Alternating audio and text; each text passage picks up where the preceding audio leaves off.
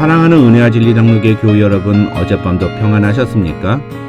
오늘도 하나님의 자녀로서의 정체성을 가지고 이 세상을 승리하며 살아가는 성도들이 되시기를 주님의 이름으로 축원합니다. 오늘 새벽에 만나 본문은 출애굽기 12장 1절에서 20절입니다. 출애굽기 12장 1절에서 20절을 제가 읽어드리겠습니다. 여호와께서 애굽 땅에서 모세와 아론에게 일러 말씀하시되 이달을 너희에게 달의 시작 곧 해의 첫 달이 되게 하고 너희는 이스라엘 온 회중에게 말하여 이르라. 이달 열흘에 너희 각자가 어린 양을 잡을지니 각 가족대로 그 식구를 위하여 어린 양을 취하되 그 어린 양에 대하여 식구가 너무 적으면 그 집의 이웃과 함께 사람 수를 따라서 하나를 잡고 각 사람이 먹을 수 있는 분량에 따라서 너희 어린 양을 계산할 것이며 너희 어린 양은 흠없고 1년 된 수컷으로 하되 양이나 염소 중에서 취하고 이달 열 나흘날까지 간직하였다가 해 질 때에 이스라엘 회중이 그 양을 잡고 그 피를 양을 먹을 집 좌우 문설주와 인방에 바르고 그 밤에 그 고기를 불에 구워 무교병과 쓴 나물과 아울러 먹되 날것으로나 물에 삶아서 먹지 말고 머리와 다리와 내장을 다 불에 구워 먹고 아침까지 남겨두지 말며 아침까지 남은 것은 곧 불사르라. 너희는 그것을 이렇게 먹을지니 허리에 띠를 띠고 발에 신을 신고 손에 지팡이를 잡고 급히 먹으라. 이것이 여호와의 유월절이니라. 내가 그 밤에 애굽 땅에 두루 다니며 사람이나 짐승을 막론하고 애굽 땅에 있는 모든 처음 난 것을 다 치고 애굽의 모든 신을 내가 심판하리라. 나는 여호와라. 내가 애굽 땅을 칠 때에 그 피가 너희가 사는 집에 있어서 너희를 위하여 표적이 될지라. 내가 피를 볼 때에 너희를 넘어가리니 재앙이 너희에게 내려 멸하지 아니하리라. 너희는 이날을 기념하여 여호와의 절기를 삼아 영원한 규례로 대대로 지킬지니라. 너희는 이래 동안 무교병을 먹을지니 그 첫날의 누룩을 너희 집에서 제하라. 무릇 첫날부터 일곱째 날까지 유교병을 먹는 자는 이스라엘에서 끊어지리라. 너희에게 첫날에도 성회요 일곱째 날에도 성회가 되리니 너희는 이 두 날에는 아무 일도 하지 말고 각자의 먹을 것만 갖출 것이니라. 너희는 무교절을 지키라. 이날에 내가 너희 군대를 애굽 땅에서 인도하여 내었음이니라. 그러므로 너희가 영원한 규례로 삼아 대대로 이 날을 지킬지니라.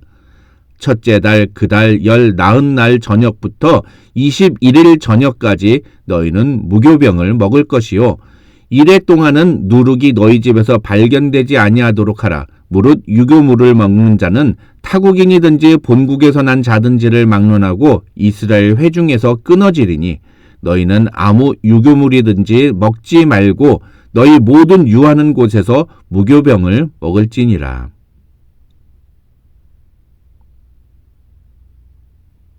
출애굽기 12장에는 드디어 이스라엘 백성들이 애굽을 떠나는 장면이 기록되어 있습니다.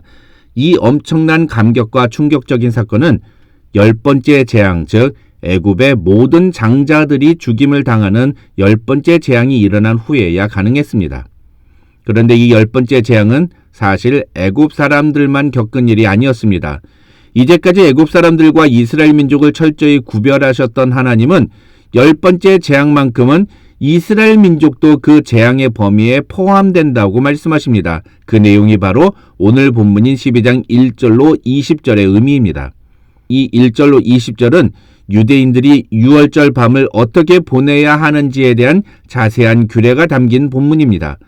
하나님은 이날만큼은 이스라엘 백성들도 이 10번째 재앙을 피하려면 반드시 해야 할 일이 있다고 말씀하셨습니다. 첫째는 그 집 대문 밖에다가 흠없고 1년 된 수컷 양이나 염소를 잡아 그 피를 그 집 문지방과 인방에 바르는 것입니다.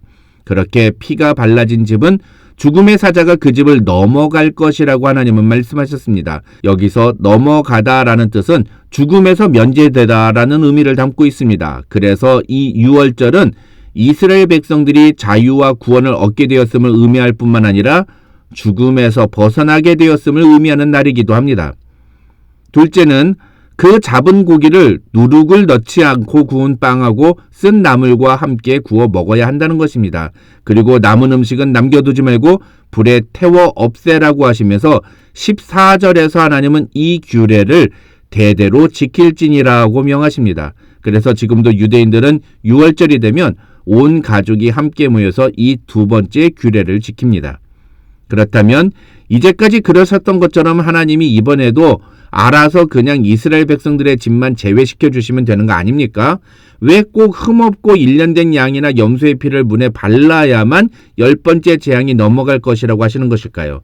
그것은 이 죄에 대한 심판이라는 개념 때문입니다.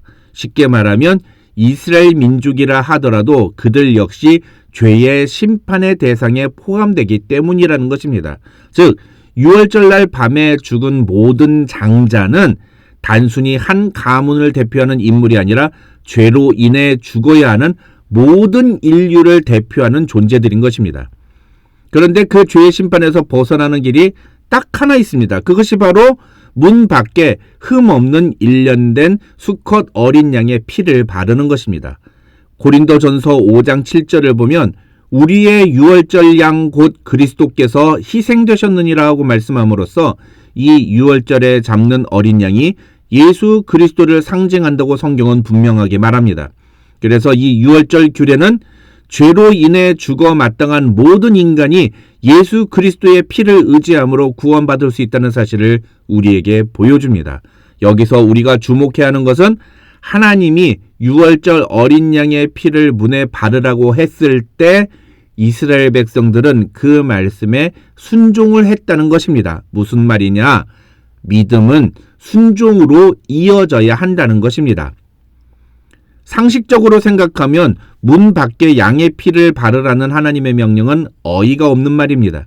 하나님이 이스라엘 백성들을 구원하기로 결정하셨다면 그냥 구원하시면 되는 거지 왜 양의 피를 문에 바르라고 하시는 겁니까? 그러나 말씀에 순종하는 자들은 구원을 받지만 그 말씀에 순종하지 않는 자들은 구원을 받지 못합니다. 내 머리로 이해가 되지 않기 때문에 따를 수 없다는 것은 믿음이 없다는 것과 똑같은 말이라는 것입니다.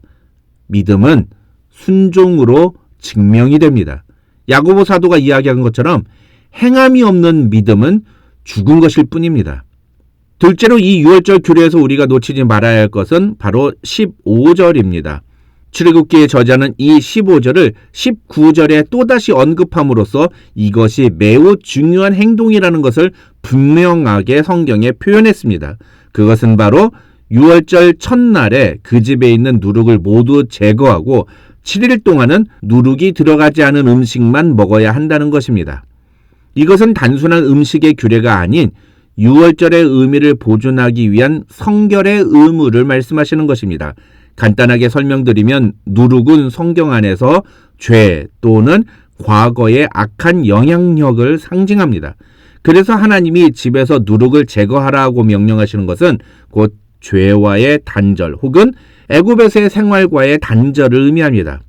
15절을 보면 하나님은 만약 이스라엘 백성이 6월절부터 시작해서 7일 안에 누룩이 들어있는 음식을 먹게 되면 이스라엘 민족 중에서 끊어지게 될 것이라고 경고하십니다. 다시 말해서 출애굽의 대상에서 제외될 것이라는 뜻입니다. 왜 그러실까요? 애굽에서의 삶을 단호히 끊어내지 못하고 그 7일을 참지 못해 과거로 돌아갔기 때문입니다. 하나님의 자녀로 구별된 자라는 자기의식을 고작 7일 동안도 지켜내지 못한 자를 하나님은 결코 용납하지 않으시겠다는 매우 무서운 결단을 선언하신 것입니다. 가끔 어떤 사람은 하나님은 사랑의 하나님이시니까 인간에게 무한한 사랑을 보여주셔야 하는 거 아니냐고 주장하는 경우가 있습니다. 매우 잘못된 주장입니다. 하나님은 사랑의 하나님이 맞습니다. 그러나 동시에 하나님은 공의의 하나님이시기도 합니다. 우리는 그것을 절대로 잊어서는 안 됩니다. 하나님의 사랑은 공의적 성품과 늘 함께 하십니다. 그래서 우리가 그분의 말씀에 순종하고 그 뜻대로 행할 때 하나님은 그 사랑을 우리에게 한없이 베풀어 주시는 것입니다. 6월절 밤에 누룩을 제거하라는 하나님의 명령은 하나님의 거룩한 공동체 안에 죄를 용납하지 말 것을 요구하시는 하나님의 공의의 성품을 보여주시는 것입니다. 구원은 은혜로 받는 것이 분명하지만 그 구원의 공동체를 유지하는 것은 우리가 거룩과 성결을 유지함으로써입니다. 한 번 구원은 영원한 구원이 분명히 맞지만 그것이 우리가 어떤 행위를 하더라도 구원이 보장된다는 뜻은 아닙니다. 구원받은 자는 반드시 그 구원에 합당한 태도를 보이기 마련입니다. 그것이 거룩과 성결의 삶이며 장로교회에서는 그것을 성화라고 말합니다. 결국 오늘 본문을 통해 우리는 두 가지를 잊지 말아야 합니다. 첫째, 우리는 모두 다 죄로 인해 심판받아야 할 대상들이었다. 그러나 예수 그리스도의 피로 말미암아 그 심판의 대상에서 제외되었다. 둘째, 그럼에도 불구하고 우리에게 필요한 것이 또 하나 있다. 바로 거룩과 성결을 지키는 것이다. 그것이 바로 누룩을 제거하라는 명령의 의미입니다. 구원받은 자는 반드시 거룩과 성결을 지키며 살아야 합니다. 오늘도 예수 그리스도의 보혈로 구원받은 자답게 거룩과 성결을 지키며 살아가는 저와 여러분이 되시기를 주님의 이름으로 축원합니다.